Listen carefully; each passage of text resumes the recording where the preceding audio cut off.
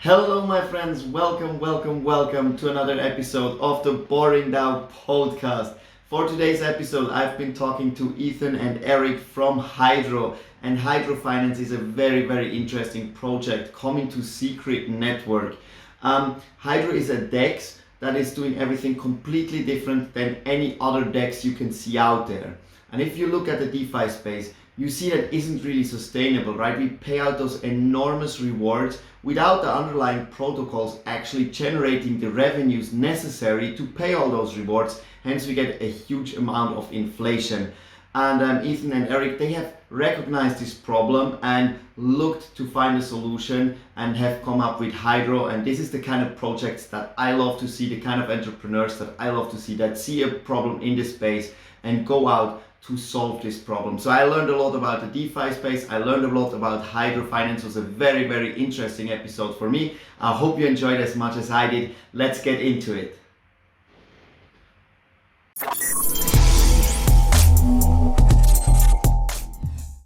Hello, welcome to the Boring DAO podcast. Today I'm sitting here with Hydro Finance. We have Eric and Ethan from the Hydro team. So I want to give the word straight away to the guys. They can introduce themselves and tell us what Hydro is. Let's go, guys.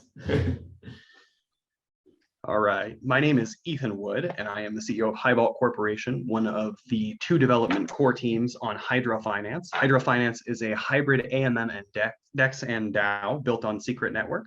Hydro Finance incorporates slippage-free one-to-one trades alongside the traditional AMM model to leverage staking derivatives as base pairs. So if you're familiar with staking derivatives, the use of staking derivatives as primary liquidity allows us to use staking rewards as revenue for the DAO, which is brand new there. We are the first DEX and AMM with revenue. We also provide a no slippage AMM with protocol-owned liquidity and a DAO that will enable private voting in all the Cosmos Layer 1 governance systems. Yeah. Awesome.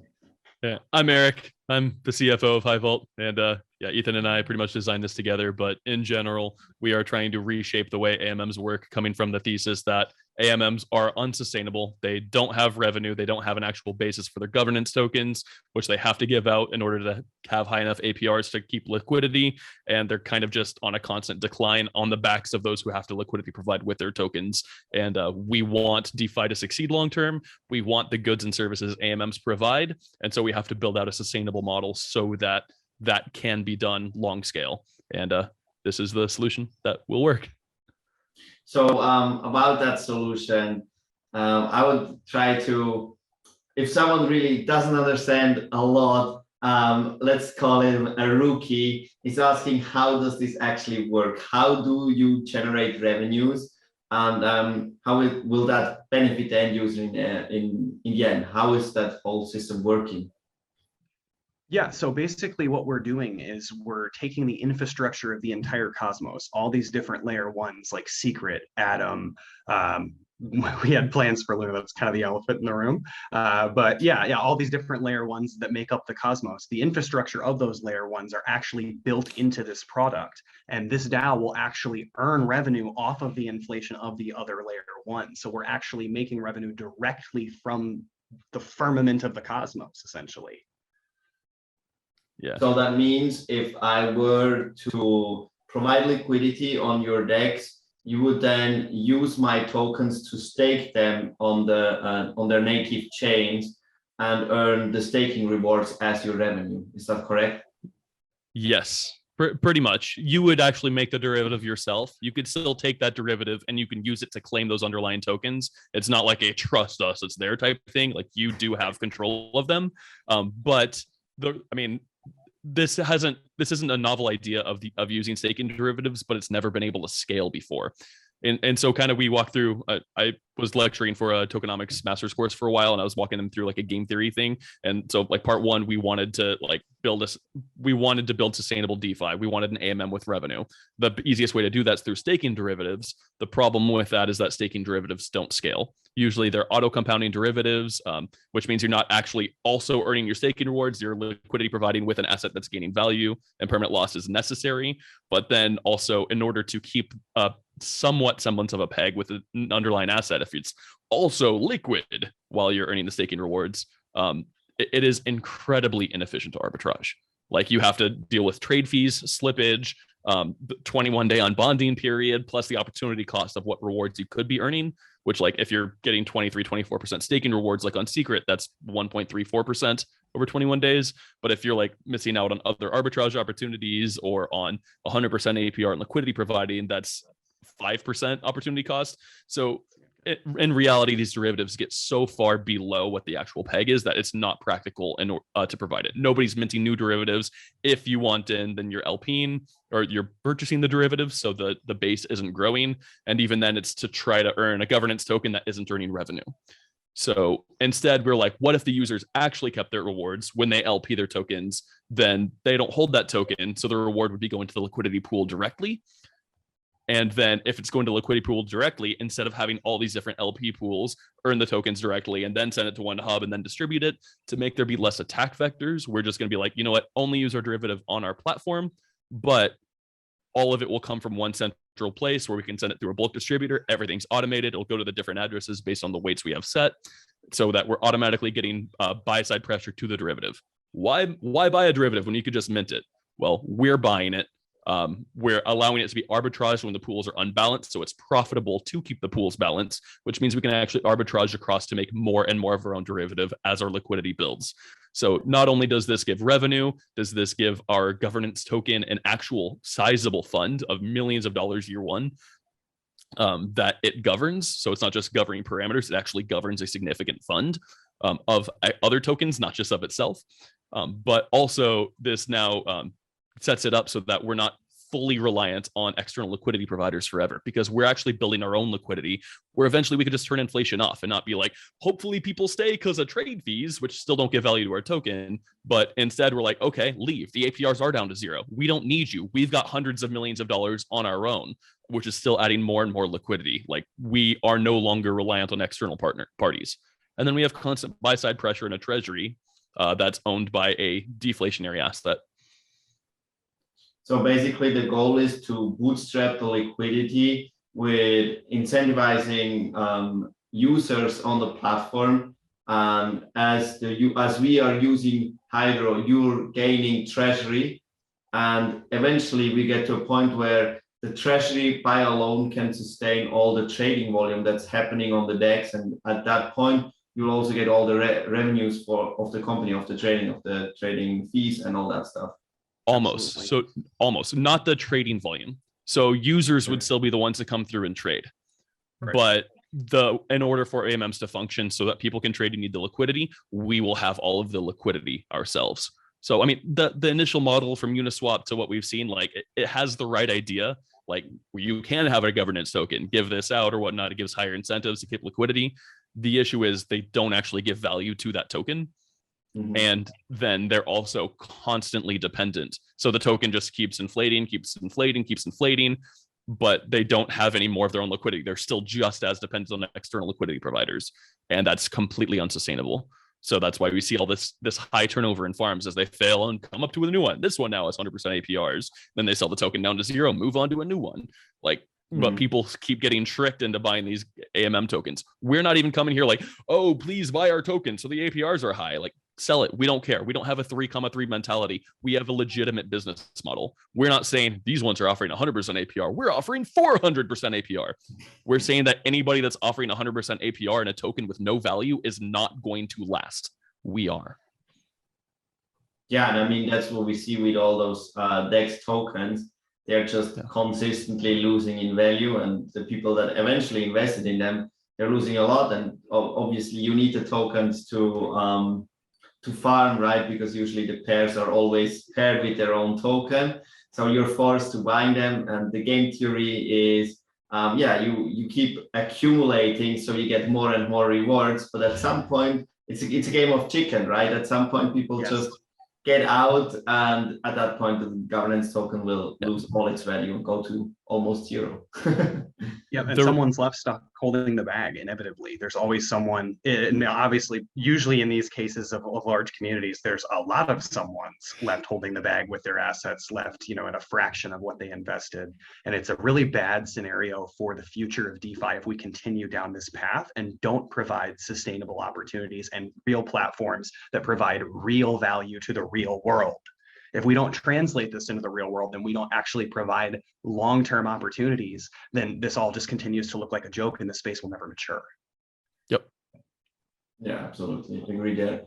So now you said the rewards will not be as high on Hydro.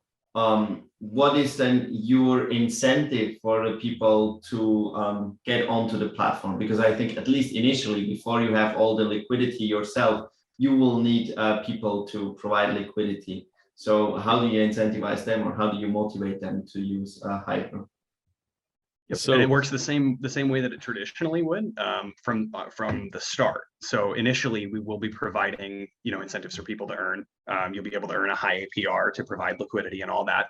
What's different about this is it creates the path to sustainability through that process. Yeah, well, you mentioned that we won't be giving as high APRs. Like, I argue that is fundamentally untrue. In fact, our strongest marketing is that it will be the most profitable place to liquidity provide.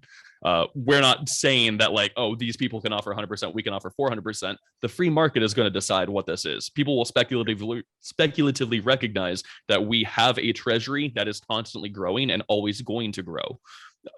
And that does bring speculative value, that there is constant buy pressure from 20% of the revenue coming in, plus the trading fees. So it's not just a simple macroeconomics 101 supply demand curve find an equilibrium. It is buy and sell pressure meeting in the middle, and we have codified buy pressure.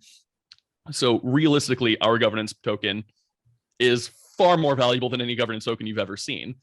We just argue that those tokens have less value than they're currently priced at. And our model's probably going to help that. So we don't know what the overall APR is going to be. But if you think of whatever AMM you guys are used to and how high of APRs you guys can get, now imagine if they had codified buy pressure in an actual fund that they were managing. And that's just that much more value. That's what we offer, in addition to privacy, in addition to front-running resistance, in addition to lower trade fees for the users, in addition to cross-chain stable swaps and a sustainable, a better model than Curve's ever seen. So. And that APR then will be, go on, Ethan. Sorry. I was just going to say, and a DAO with significant voting governance power in these other L1s. And I don't think we can understate the value of privacy. I mean, we've seen a lot of stuff go on in the politics of these chains where people are getting attacked and run down after the fact, oh, you voted on this, blah, blah, blah, blah, blah. I'm undelegating. There's all this crazy politics that goes on with these governance votes in the Cosmos and in proof of stake chains in general.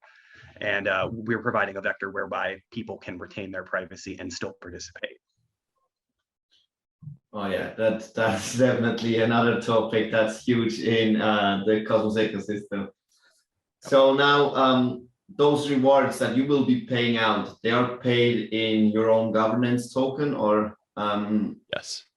And then now you say, if I get a token and I want to sell it, then you're like, oh yeah, please sell it. It's good for the DAO.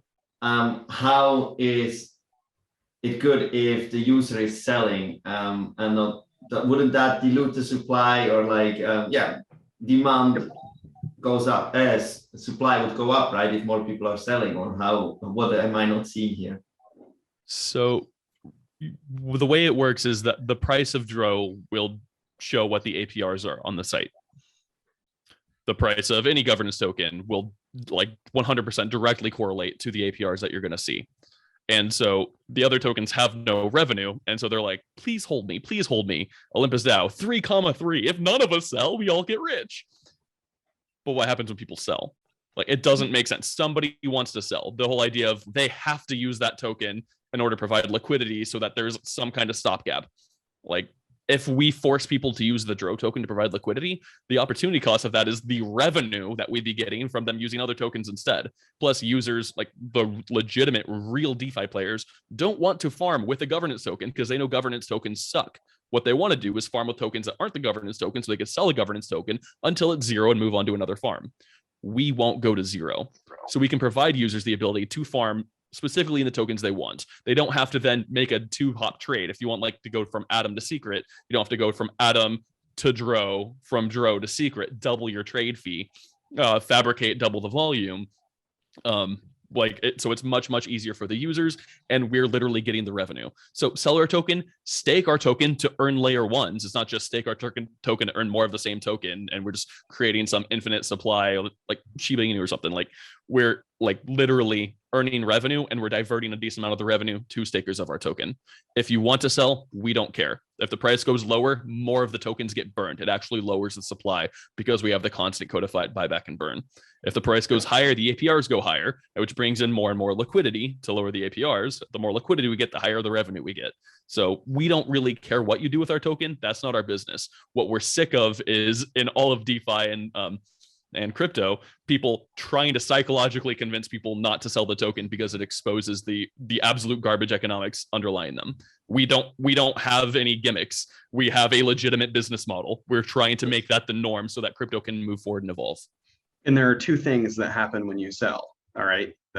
First off, it's a deflationary event. There's a burn that occurs. So a certain portion of that sell is burned from the supply forever. And then on top of that, there's the codified buy pressure. So there's actually a buy occurring for your sell. And that's retained in protocol on liquidity. So we're getting something and we're retaining it and we're maintaining it indefinitely every time somebody sells. Yep. Plus also, while the APRs for providing liquidity go down, as the price of Dro goes down, the APRs for staking Dro go up because they're priced in external tokens. So if the price of Dro goes really down and it's still earning that much Atom, then now comparatively the APRs for staking Dro to earn Atom go up. So it is a modular APR simulator is pretty fascinating. Okay, yeah, that makes a lot of sense. So the more people that would sell your governance token, the higher the rewards for the people that don't sell get in those other tokens, be it Atom, be it Secret. So as those rewards get higher, there will be less and less incentive to sell, and then we get kind of this equilibrium where people or reasons to buy. And the amount of the treasury is constantly raising. So the speculative value, the underlying value of the token that you're holding is actually going up as well. Yeah, you could conceivably literally be earning higher rewards staking Dro to earn Atom than you would be staking Atom to earn Atom. Plus, without having the 21-day unbonding period, plus being able to put it in a yield optimizer, which automatically claims that Atom to put it in single side liquidity on the Oxy pool to earn more Dro, which goes back in the front. So realistically, that's not practical because people would rather just buy Dro to do that. So the staking rewards should, in theory, be lower than the Atom staking rewards. And in order for that to be the case, people would have to buy Dro enough to keep the price higher than that. So, yeah, that makes sense. Game theory is on point. There's actually a reason to buy our token. It's a legit business model. It's legit passive income because it has revenue. It actually has income to work with. Yeah. And that's something that hasn't really been done at scale by anyone in DeFi right now. Nobody's really focusing on revenue. Everybody's focused on the speculative woo-woo, like that's pretty much what it is. It's just, like let's wave our fingers. But we'll have trade fees someday. Well, are you guys even going to keep the trade fees? Well, no. But if we trap the trade fees, how would we keep our liquidity providers? Then what's the point of your token? Yeah, there's only so much that you can take from users. If our entire model is based on how much we can take from the people that use us, how effective is that as a long-term strategy? Yeah. And also on all this protocol, the trade fees are so low compared to what they pay out in revenues. Like, how would they ever be able to 100%. cover all their costs with the trade fees themselves? And then if you have like Crescent and also Moses that also have to pay all the validators, it's like, how would that ever be stable? Yeah, we're built out as a layer 2 specifically because of that. People are like, oh, well, they get to use their token for gas. It's like, okay, the cost of operating all these nodes and paying stakers is higher than what you're getting in transaction fees for using your token as gas. Like it's just more mouths to feed, and there's still no food. Yeah, makes a lot of sense.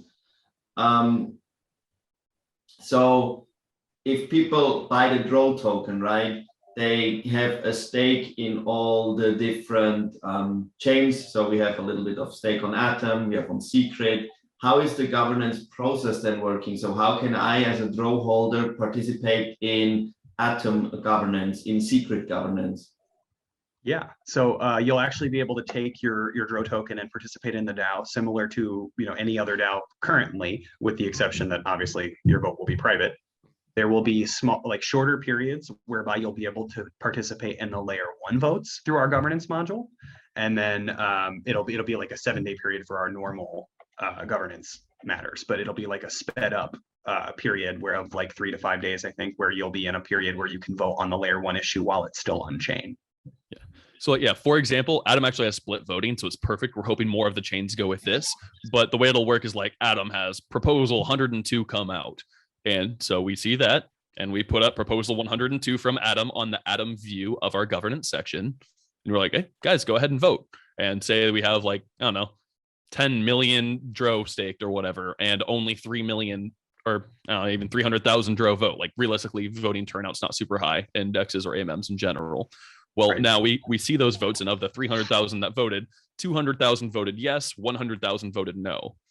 We take those, and since Atom has split voting capability, and it's like, okay, 66 to 33 or whatever, we go through with the Atom tokens from the actual like governance wallet and put that vote in, 2/3, like 2/3 yes, 1/3 no. The vote registers on the basis of all of the SH Atom in existence, which means that the DRO stakers, like based on how much of the derivative we have, how much of the protocol owned Atom we have that's staked, are able to vote on behalf of all of it.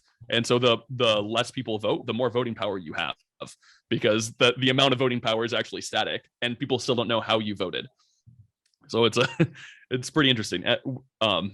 Until more of the chains upgrade to that split voting, then there's even more pressure because you want your vote to pass on that side. But it's yeah, we're hoping the split voting happens. It'll be much better for the users. But yeah, we've chosen to give the voting power to the DRO holders instead of the derivative holders themselves, because this is on the DRO platform where it's created, and we're all about giving our token value, because giving our token value is what makes our product work. Yeah, of course, makes a lot of sense. Yeah. Should be with the, if it's a DAO, then the power should be with the DAO holders, and I mean the derivative holders.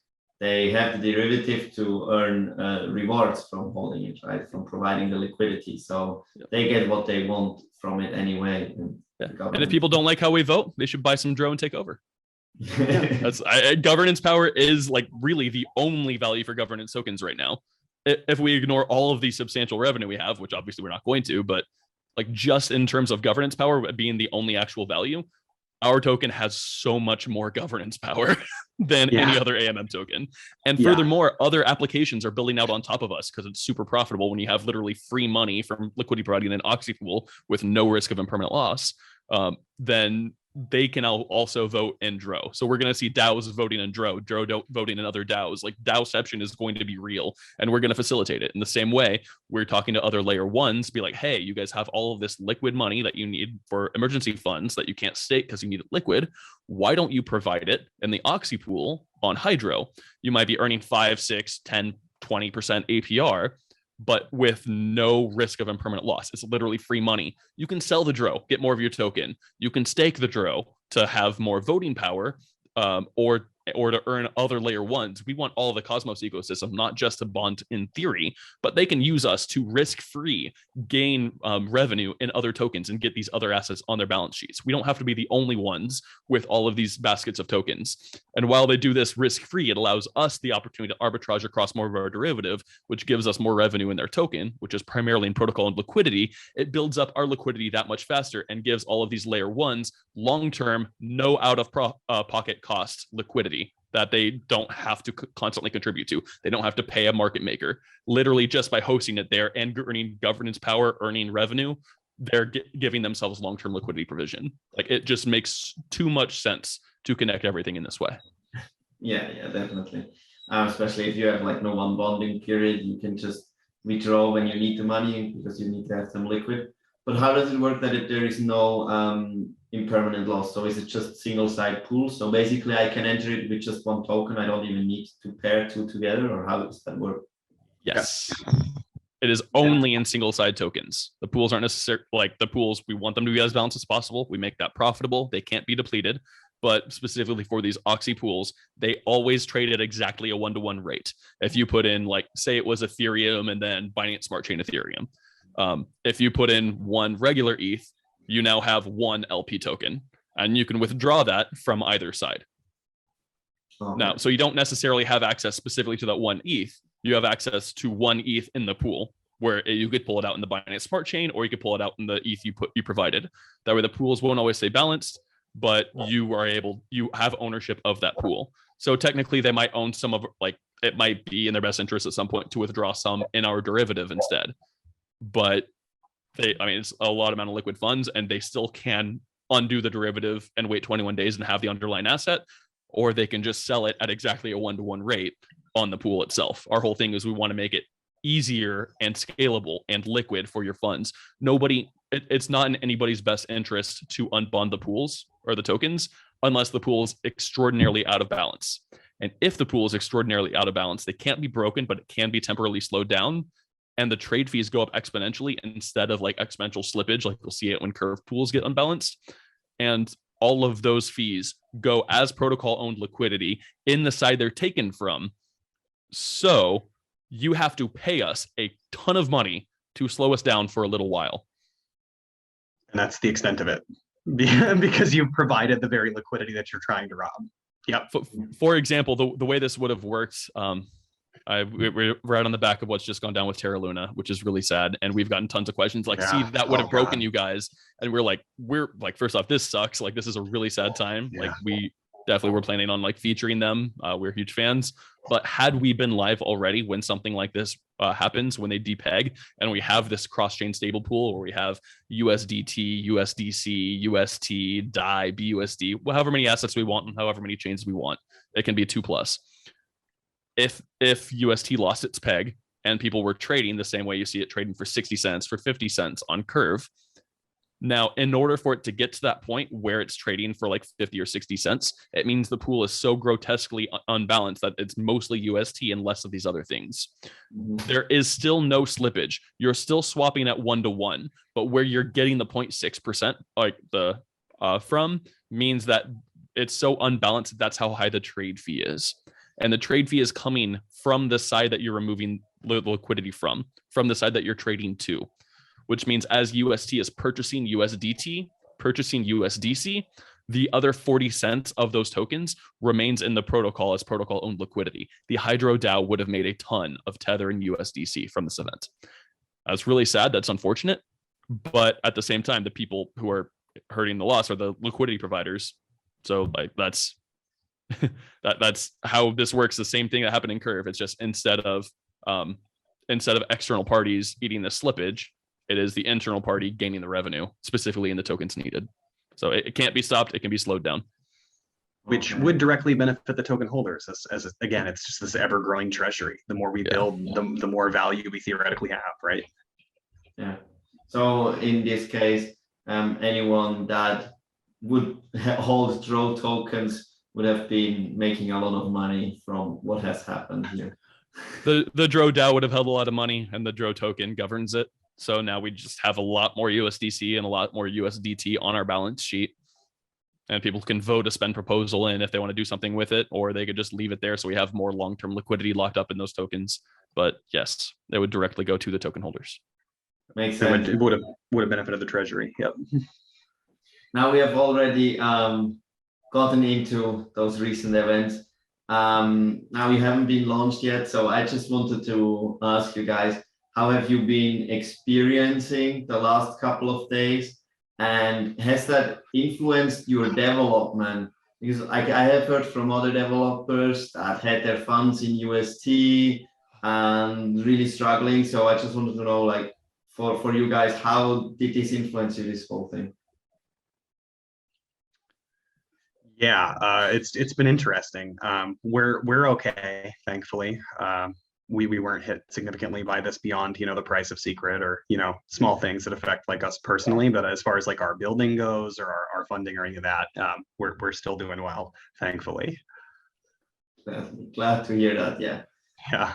I do feel for the people that were holding large amounts of UST. Unfortunately, we personally weren't at that time. Thank the Lord. But yeah, we were really weeks away from sending out SAFs in UST. Yeah, we were close to the line. But yeah, we haven't taken the hit on that like some people have. And I really do feel for the families and the people that are struggling with what's going on with Luna. I think this is going to affect crypto for potentially years. Yeah. So this is a nice segue into the next question that I wanted to ask. How do you think this whole story will influence, I guess, stable coins in the Cosmos ecosystem, especially secret where you are on? Also considering that we have a lot of new projects that want to launch algorithmic stable coins like Comdex, we have Shade, we have Agoric, right? But will anyone ever trust this system again, even if it comes from someone else? And if not, how will it influence our ecosystem and DeFi in general? Algorithmic stablecoins in general are always going to have inherent risk. November, Ryan Clements wrote a paper called Built to Fail, talking about the different things they didn't control, like whether it's an Oracle attack or whether it's arbitrage, where you can incentivize it, you can't necessarily prevent against it being done improperly, like we've seen play out surprisingly at scale here. In general, it is always printing money from nothing. It is a Fed competitor, and that is inherently risky. Can it work? Very likely, potentially. I mean, banks don't have everything literally collateralized. They just say they do. Like, banks are much more like a Frex type fake collateral. But I mean, this could happen on scale with banks. So we do need to build something more stable and scalable. We specifically are agnostic to which one that people want to use or a scale, but I would hope to see more heavy collateral. And this really shows how important the economic models are in these kind of things, because what we're seeing happen to them, unfortunately kind of arguing is going to happen to DEXs and AMMs, because a lot of things that have technical value right now don't have theoretical value, and markets move towards efficiency. And at some point, people are going to want a quarterly report. Where's your income? Where's your revenue? And these giant projects worth millions and billions of dollars don't have it. Yeah, and these massive market events where everything is tanking and sentiment is extremely bearish, and all this stuff is just going to expedite that process significantly. We're going to see these AMMs suffer. I mean, you already see it. The AMMs are suffering extremely hard in price action right now, and without any sustainable, buyback on their tokens, without something controlling the supply, without all these things that we've implemented, it really becomes impossible to provide a long-term path to sustainability. And we love AMMs. Like, we're DeFi degens. We've been around the space forever. We've used tons. Like, we are doing this because we love AMMs. We think they are a community good. They are needed. Without them, I mean, we quote Satoshi Nakamoto at the beginning of our white paper. Like, he talks about the argument of, like, it's not enough to just have this like decentralized money if you're still reliant on these third-party corporations and these large entities. And without AMMs, we're stuck to only Coinbase and Binance and these big entities that have to answer to like all these governments. You don't actually have control and the ability to properly trade your assets. We need AMMs to survive, and right now they're not going to. We need lots of things in DeFi to survive, and right now they're not going to.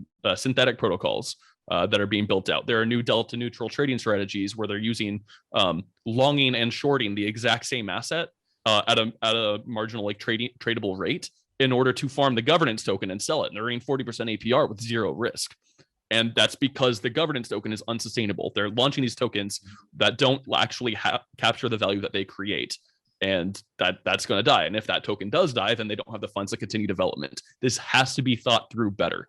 And so we'll take the AMM, and we're looking forward to other people building out synthetics and other cool things in DeFi in ways that are sustainable, because it can be done and it will be done, but we got to do it.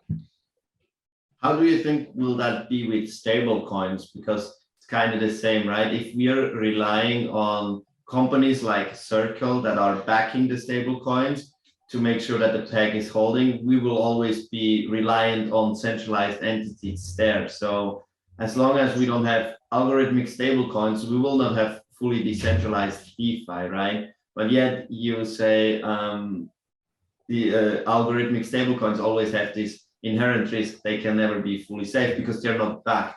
So is there technically DeFi could still exist without the use of stable coins at all. AMMs can fully run without stablecoins. The reason stablecoins exist is because there's a market for them, because people want to peg things to a dollar, to something that they're familiar with, to like actual purchasing power. And so since there's a market for them, they will be built, they will be used, and we have a really cool way of using them. But at its basis, like even if we have the ability to shut down pools temporarily with what happened with the LUNA UST thing anyways, like what if we just ignored that side of the pool, if we didn't have stable coins, this would still work where people could trade their Atom for their Osmo, for their Secret, for their Dro, whatever they want, their assets they can trade. Stable coins is tough. It's 100% scary. That's not something we're choosing to take on right now, but we'll see. I do think a lot of people will, though. I think this is going to highlight things significantly, I think, in the DeFi space as far as stablecoins go. I think a lot of people are looking to capitalize on this narrative right now. There's a lot of smaller teams who are looking to make big plays. And I think the landscape is just going to shift drastically around stablecoins and who the big players are. And we may see some new names that we haven't even heard of yet that become very prominent players. Right. And then eventually the solution to this problem would be that we completely move away from stable coins as people get more and more used to having like cryptocurrency like Ethereum. And then you don't even want to have the stable coins anymore because all you care is how many Ethereum you have and not even how much dollar that is. Would that then be the only real solution to the stablecoin problem and being fully decentralized? Yeah, I mean, unless somebody can find a way to create a decentralized system that is collateralized properly and that is backed properly. I mean, if somebody were to make like a decentralized circle or something, theoretically, have it be done by a DAO. That's what I'm saying. Yeah, you could make a DAO that did exactly what USDC has done, and did it in a decentralized manner. What's cool about algorithmic stablecoins is that they're stablecoins that are able to scale. What we've seen happen through all this is that everybody's tied to USDC. Like, oh, we at least know this one's backed, and the price got up to $1.03, $1.04. Like the demand for the USDC token is higher than the supply, and in order to get the supply, Circle has to go get more dollars, and so we need and then we still have to trust Circle. So collateralization is good. It's extraordinarily inefficient. Like that is just a fact. Banks don't do it for a reason. It doesn't make sense for somebody to do this, but we do need to better understand the risks. I mean, everybody knew Anchor was unsustainable. We all knew that the super high demand for UST was mostly fake. It was a fake it till you make it type thing. Had they built out slower and not use Anchor or had Anchor use dynamic rates, the price of Luna would have been much lower. It would have been harder for them to scale and build out as much as they did, but the attack vectors on there would not have been nearly as substantial. So it's maybe it can be done. I'm excited to see the innovation that will come in the space. But like Ethan said, a lot of what's going to succeed in crypto hasn't been built yet. I mean, 99% of the use cases of NFTs haven't been discovered yet. Yeah, that's a whole rabbit hole in itself, the NFT capabilities. Yeah, we're gonna do some cool stuff with NFTs on Hydro too. Just a little teaser for you. Can you share something, or is that not out yet what you're doing with NFTs? We'll be making some cool partnerships with NFT related projects and people, and we have the ability to make many more partnerships, and we can drive value directly to the NFTs. So a bit of a teaser for now, but there will be cool stuff coming. Yep. Like I said, we're fans of other things that have been done by non-sustainable projects, and we've learned from them as we've grown, and as we've seen what they've done well, what they haven't done well, and pretty much what every MM struggles with is they have no economic backbone. So now that we have that, we can look at all these failed projects and see what they did right, and we can do it with our version, with our spin, bigger and better. So awesome. You have to start at the foundation. Yeah. Now, we have been talking a lot about how unsustainable like most of the projects out there are, right? And if we look at more traditional industries, like you would never get any backing, any funding from investors if you can't even show how you're making revenues with your company, right? Yet in crypto, we have companies that raised millions and millions without any revenue model. Like, how did we get to that point? Why is that even possible? How will it change? Like, do you think it will be standard that in a year or two, everyone that wants to develop something in crypto will have to show revenue models? like it is in traditional industry? I hope so. The goal that we have is to drive things to a more sustainable path like that, whereby there actually is a metric that we're looking at here to determine the value of these things, not just, speculative fairy dust. I mean, what it boils down to, people look at our model and they're like, how are you guys making that much money? And I'm like, look at the staking rewards on Osmo or on the Cosmos ecosystem.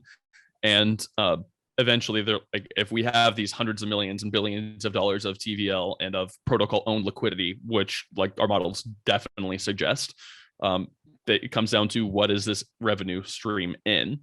And people will go and they'll question like the Cosmos layer ones, like, well, where's their revenue? Where's their value? And it's our job to help make sure they succeed. We will be a VC partner for all of the Cosmos, because if we're getting this revenue in the Atom token, if we're getting this revenue in the secret token, then we need those tokens to have long-term value. Not only are we driving like buy pressure to them, but we need to go with them, give them free marketing, help them make connections to industry-wide businesses and partnerships that will bring demand for their token. Because if they all fail, then so will we. But if one of them fails, we fail, or we succeed. If one of them succeeds, like we would be the last domino to fall in the entire Cosmos ecosystem. Now, I believe the technology behind Cosmos is the best. Like of any crypto, Cosmos has the best technology. They're notably better than Polkadot, but Polkadot charges rent. Like they're getting revenue for their token. And so we need to facilitate the economic growth of the entire Cosmos ecosystem for long-term success. But first we have to position ourselves as that player. Yeah, a lot of it starts with these discussions around revenue and around how these models work and how we can make them sustainable. Yeah. We have to start talking about it first, right? Yeah, it makes sense. And I think I see it more and more that projects start to think about it, but still the majority of projects that are launching, their only revenue is like speculation on their token that they can then dump on the head of their investors, basically, to fund further development. But that only goes well as long as it goes well, or until it goes wrong, right?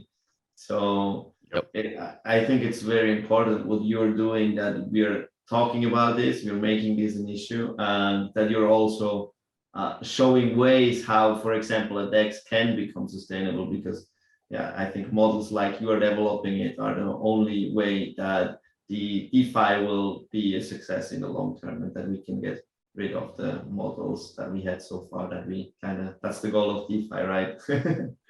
And thank you. We're really glad with what you guys are doing with the Boring DAO, of bringing this education and community and kind of cohesive structure to the entire Cosmos ecosystem, unifying it, letting it grow together.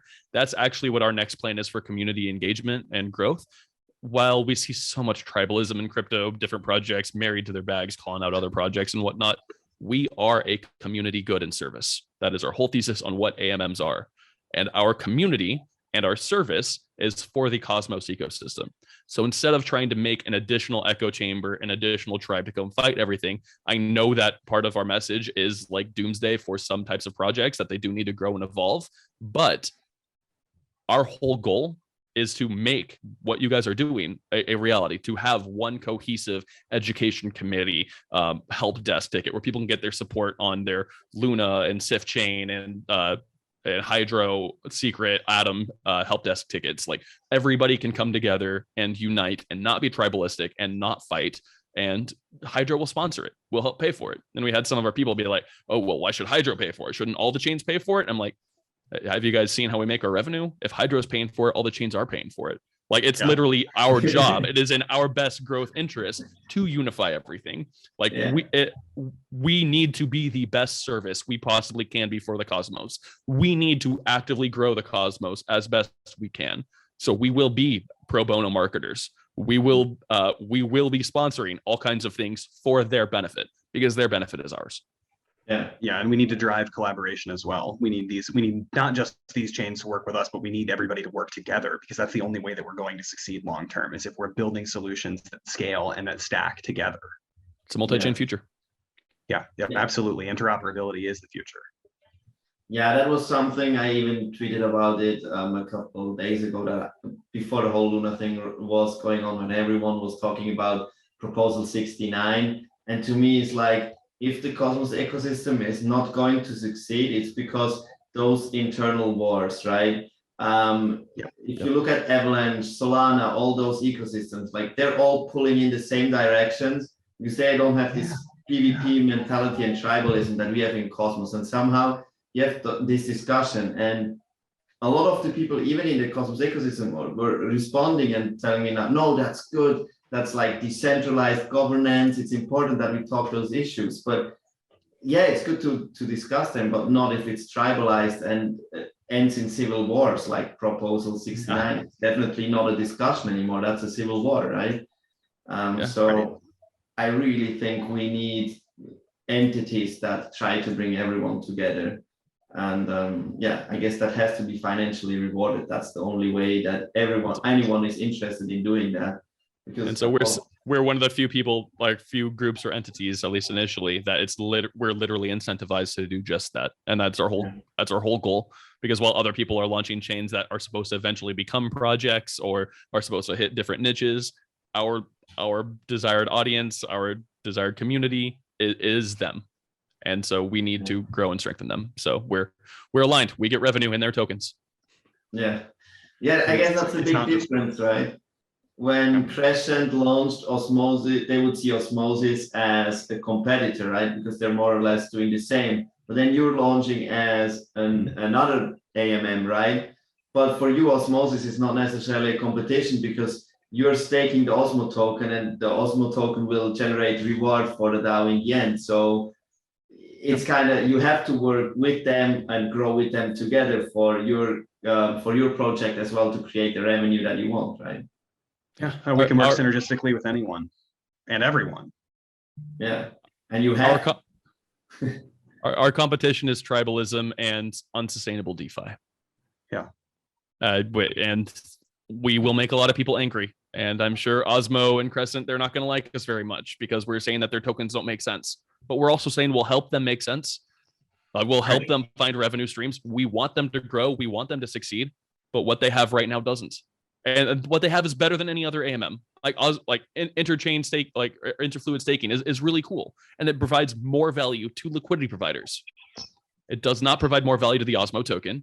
It does not provide an eventuality of not relying on those liquidity providers to osmosis. So while it gives more value to liquidity providers, it gives them that value right now. What about the future? And what about the Osmo token?